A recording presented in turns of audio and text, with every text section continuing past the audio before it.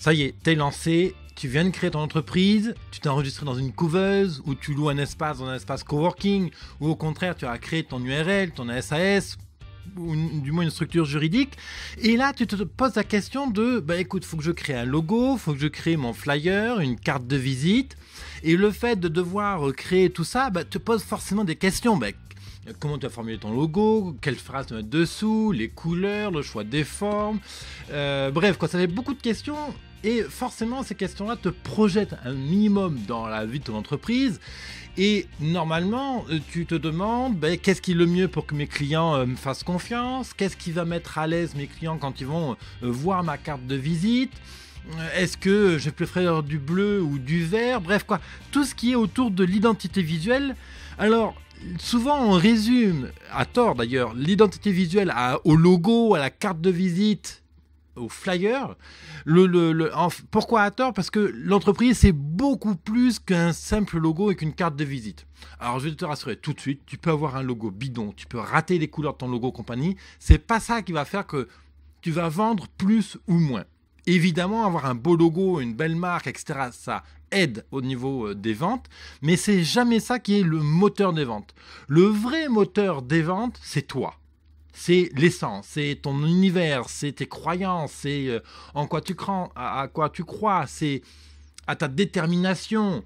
Si tu crois absolument que tu es capable de poser du carrelage de manière magnifique chez tes clients, tes clients vont le ressentir. Si tu as du goût au niveau du choix des couleurs et dans les, admettons, dans les motifs de carrelage que tu proposes à tes clients, tes clients vont dire « Ah tiens, ce type, il a du goût, on va lui faire confiance pour rénover notre salon. » Bon, et ça vaut quel que soit ton métier.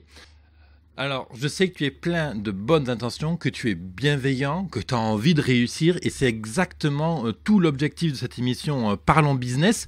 Bienvenue à toi entrepreneur dans l'émission Parlons Business, l'émission quotidienne qui est là pour t'aider à faire grandir, à faire grossir ton entreprise. L'argent n'est pas un tabou. Évidemment, l'objectif pour moi, c'est de t'aider à être plus indépendant, à réussir ton entreprise, bien sûr à mieux gagner ta vie. Alors encore une fois, on ne s'appelle pas Coca-Cola, on ne s'appelle pas Nivea, mais bien sûr de gagner honnêtement ta vie pour être, pouvoir prendre un mois de vacances à New York quand tu as envie de prendre un mois de vacances à New York. Bref, le truc en fait, en quoi la carte de visite et le flyer, le logo, le site web est important? C'est tout simplement que ça va servir à construire la première impression que tu vas donner à tes clients potentiels. C'est-à-dire que tu vas rendre visite à tes clients, ils vont tomber sur ton site, puis ensuite ils vont t'appeler, ou au contraire, tu passes un coup de fil de prospection. L'idée, c'est que tu n'as qu'une seule fois la chance de faire une bonne impression. La première impression que tu vas donner à ton client potentiel, ça va être la dernière. Le cerveau humain est ainsi conçu. C'est vrai que c'est extrêmement stressant, c'est angoissant, c'est tout ce que tu veux, mais tu n'as qu'une fois la chance de faire une bonne impression. Alors bien sûr, tu peux te cramer, tu peux te brûler les ailes auprès des 100 premiers clients. Tant que tu es bon à partir du 100e, ok, très bien, les 100 premiers tu les as brûlés, très bien, on passe au 100 suivant. Mais tu ne peux pas éternellement brûler tes clients autour de toi. Quand je dis brûler, tu habites à un village, une ville de 200 000 habitants. Si tu es justement carreleur, si tu brûles tous les habitants de ta ville, tu n'as plus de clients. Après, il faut aller voir la ville suivante, ce qui n'est pas forcément très drôle. Bon, comment on fait? Comment on donne une bonne impression? Comment on peut créer un univers dans lequel tu vas plonger ton client pour qu'il se dise, ce type-là, il a un truc à me donner. Ou au contraire, carrément créer l'impulsion de dire « Ah tiens, c'est ce type-là qu'il me faut pour poser mon carrelage chez moi. » On a tous vécu ce genre de choses, on amène la voiture au garage, on fait venir des maçons, des plombiers, des types comme ça à la maison, et puis vraiment on se demande d'où sort le type, quoi. Il sait même pas de quoi il parle, ou on lui pose une question, il répond à côté de la plaque, on dit « Oh là là, ouh !» Bon, bref, vite fait qu'il parte, parce que bon, le but c'est exactement d'éviter cette sensation chez tes clients à toi. Je me répète, mais moi je crois foncièrement que l'humain est bon et je suis certain que tu as des choses très intéressantes à aller chercher au fond de toi. Tu as une sensibilité. Il y a des choses que tu aimes, des choses que tu n'aimes pas. Il ne s'agit pas de savoir si tu as beaucoup de culture, si tu lis énormément ou non. Mais tu as forcément dans ton esprit des références culturelles qu'on peut exploiter pour nourrir ton image de marque. Il est vrai que si je te pose la question maintenant, quelle histoire tu pourrais raconter à tes clients ? comment tu pourrais te présenter auprès de tes clients, qu'est-ce que tu pourrais leur raconter, comment était venue l'idée de faire ce travail-là. Mais il y a de fortes chances que tu me répondes, je ne sais pas, je ne suis pas intéressant, je n'ai rien de spécial. Finalement, écoute, oui, j'ai une histoire banale, quoi. Je suis comme Monsieur Martin et Monsieur Dubois à côté. Et moi, je dis non. C'est pour ça que je pense que c'est comme ça que je connecte que l'humain est foncièrement bon. On a tous des goûts, des choses. Par exemple, peut-être que tu adores cuisiner des gâteaux au chocolat et ça peut paraître complètement déconnecté de ton métier de carreleur, mais moi, je suis certain qu'on peut le connecter. Il y a forcément des liens émotionnels qu'on peut aller chercher et je vais t'en donner des exemples par la suite. Juste, je vais te donner une méthode aujourd'hui dans cet épisode pour justement connecter ce fameux gâteau au chocolat, le fait que tu aimes faire des gâteaux au chocolat avec ton métier d'entrepreneur, avec ce que tu vends à tes clients, que tu vendes des logiciels informatiques, que tu vendes des sites web, que tu vendes des voyages aux États-Unis, que tu sois hypnothérapeute, que tu sois carreleur, justement garagiste, on peut toujours connecter le gâteau de chocolat que tu aimes cuisiner chez toi à ton travail. Justement, je vais t'expliquer ça aujourd'hui en 3 étapes. Juste avant, j'ai envie de revenir sur un point qui est important. L'identité visuelle, c'est toi. En fait, on a souvent tendance à créer un nouveau logo, un nouveau nom d'entreprise, une nouvelle entité juridique, compagnie. Alors que si tu es tout seul à travailler dans ta boîte, en général, au début, on commence tout seul, et à la rigueur, même si tu as 10 salariés, les clients viennent te voir parce que c'est toi le boss. Et souvent, d'ailleurs, on le voit. Ils arrivent, même si il y a le secrétaire à l'accueil, qu'est-ce que va demander le client ? Il va demander, il est où le boss ? Je veux voir le boss. Ou la boss, hein, évidemment. Donc, donc l'identité visuelle doit servir tes ventes. L'erreur que font beaucoup de chefs d'entreprise parce qu'ils pensent ne pas savoir, c'est de déléguer la création des logos, de la carte de visite, du site web, etc. à un infographiste ou une agence de com. Alors moi, c'est très bien, ça fait du travail, j'en suis content. Le gros problème, c'est que la plupart des agences de com, et là je sais que je vais me faire des ennemis, mais c'est pas grave, j'assume, la plupart des agences de com ne sont pas là pour te créer une identité visuelle. Elles sont là pour prendre le job de créer la carte de visite que tu leur donnes et pondre 10 000 cartes de visite par exemple. Ça, c'est leur job. Donc, elles vont prendre une image, une police, un nom, machin, puis elles vont assembler tout ça avec des outils informatiques, et c'est tout. C'est très rare d'avoir des agences de com qui soient là, qui se demandent, tiens, ce monsieur Martin en face de moi, là, qu'est-ce qu'il aime dans sa vie, et puis qu'est-ce que je peux aller chercher dans sa personnalité pour l'intégrer à la carte de visite. C'est très rare, les entreprises, des agences de com qui font ça, ou des infographistes. Et même les plus chers, hein, le prix n'est pas garant de ce travail-là. Donc, ne délègue pas ce travail d'image, d'identité visuelle. C'est ton travail, c'est ta responsabilité d'entrepreneur. Deuxièmement, une identité visuelle ne se copie pas. C'est-à-dire que tu peux avoir une entreprise qui se trouve à 10 000 km de chez toi ou juste à côté avec une image de marque que tu admires vraiment, que tu es passionné par cette image de marque-là. Malheureusement, tu ne pourras jamais la copier. Tu peux t'inspirer de ce qu'ils font, mais tu ne pourras pas la copier parce que le type qui a créé ça, justement, il s'est plongé dans son univers, il a accepté de sortir ses tripes, de les mettre sur la table, de dire mais qu'est-ce qu'on prend dedans ? Bon, tiens, regarde, il y a le gâteau au chocolat qu'on va prendre et on va l'utiliser pour faire ma marque. Bon, donc inspire-toi, mais ne copie pas, vraiment reste toi-même. Deuxième chose que j'avais envie de te dire, quand tu auras bien réfléchi à qu'est-ce que tu veux impulser dans ta... Je sais pas si ça se dit impulser, mais enfin bon, on va inventer du vocabulaire. Une fois que tu as bien réfléchi à qu'est-ce que tu donnes à ta marque, là tu peux aller voir l'infographiste, là tu peux aller voir une agence de com. Tu dis, mon gars, regarde, tu prends cette image, moi je veux que ma carte de visite donne telle sensation. Je veux qu'on communique telle émotion, je veux qu'on communique telle chose. Je veux que le type qui reçoit ma carte de visite voyage à tel endroit. Voilà. Et là, le travail d'infographiste va être pleinement, vraiment performant. Parce que l'infographiste, il va avoir reçu des instructions visuelles, auditives, olfactives, etc. très précises. Et donc, il va retranscrire ces 5 sens dans ta com papier. Et moi, je crois personnellement que le vrai truc que tout entrepreneur devrait faire pour développer sa marque, c'est d'incorporer sa personnalité dans sa marque, dans son image de marque. Et d'ailleurs, c'est pour ça que beaucoup d'entrepreneurs ont peur de se mettre en photo sur leur site web ou même d'enregistrer des vidéos parce que ça les montre à nu en fait. Il n'y a pas de protection, il y a pas de filtre entre la vidéo et moi. Là, tu me vois tel quel, tu vois, j'ai pas une coiffure L'Oréal et je suis comme ça, voilà. Ou je sais pas moi, j'ai pas les trucs manucurés. Bon, je sais pas, j'y connais rien en beauté, mais voilà, tu me vois tel que je suis. Et le but c'est que tout ça transpire vraiment à travers ta com. Donc, n'aie pas honte de ce que tu es.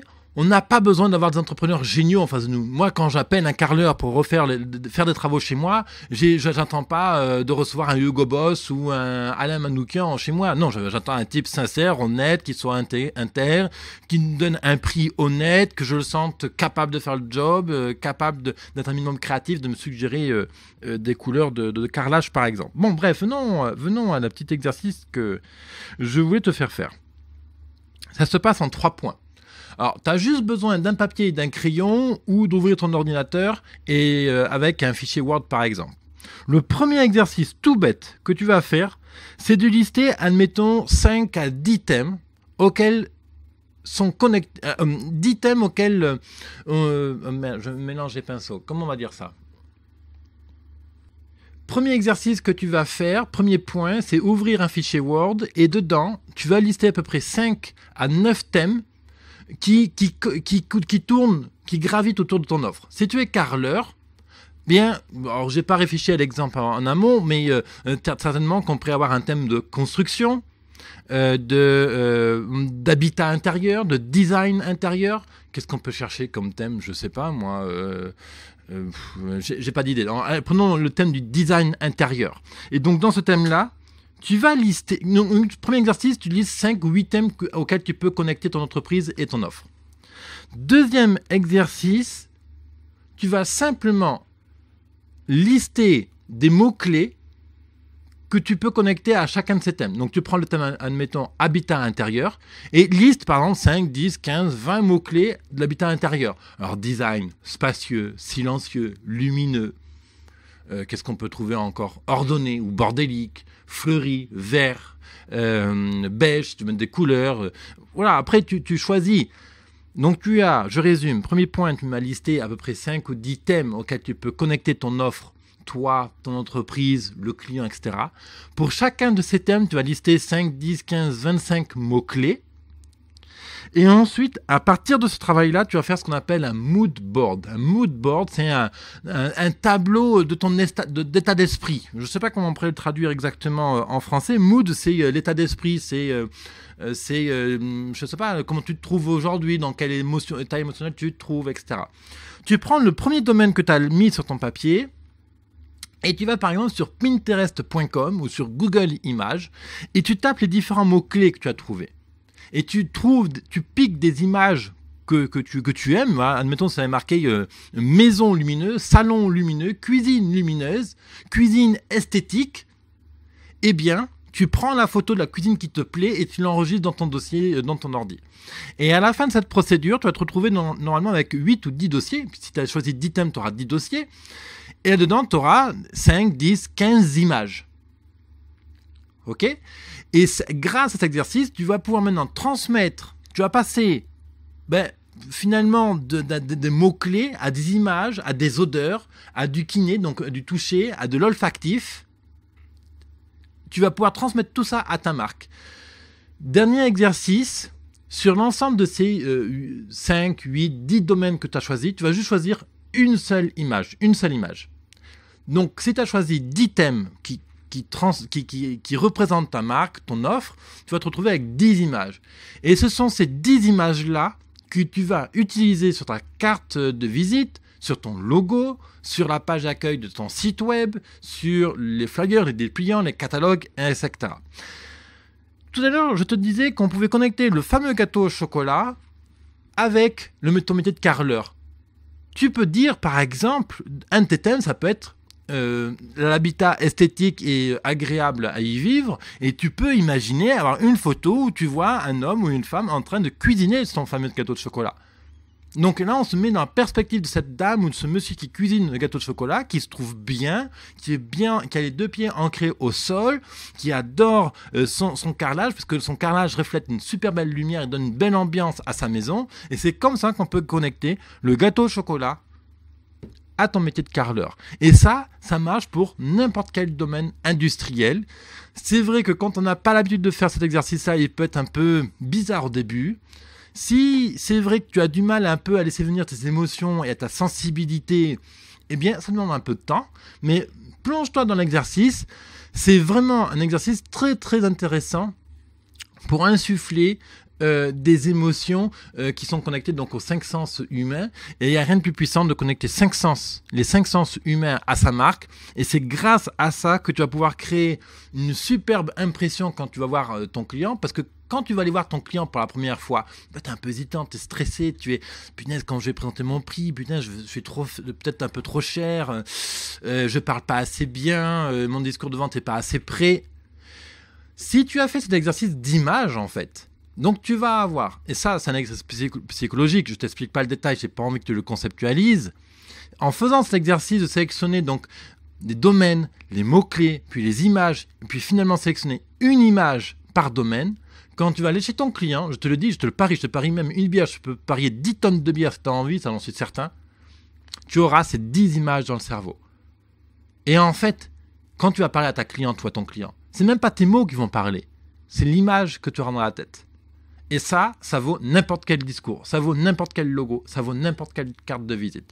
Voilà pour cet épisode du jour. Je vais te solliciter aujourd'hui, j'ai besoin de ton aide.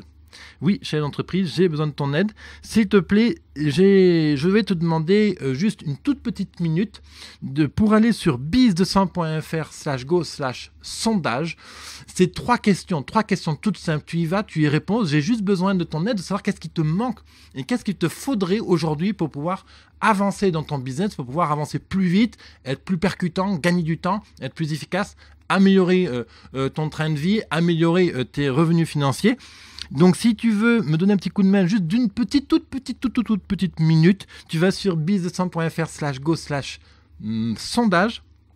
Et si tu es intéressé par travailler ton image, ton identité visuelle, si tu veux être différent de tes concurrents, si tu veux vraiment être plus visible mais sans être extravagant, sache que je t'ai préparé une formation intégrale, vraiment qui te prend de A à Z et ensemble vraiment, à travers 5 modules, je t'aide à construire une image de marque complètement à couper le souffle qui va vraiment te permettre de faire cette fameuse super belle impression quand tu rencontres tes clients. Et ça se passe sur biz200.fr/go/marque. L'adresse apparaît ici où tu peux cliquer sur le i comme info pour t'y rendre directement. Et demain, mardi, on parlera d'URSSAF. On parlera de comptabilité, on parlera de taxes. Autrement dit, comment on peut simplifier la comptabilité de l'URSSAF et les taxes quand on se lance. Un vaste sujet encore, mais je vais te donner plein de petites combines super intéressantes pour gagner du temps. À très vite, entrepreneur. Bye bye.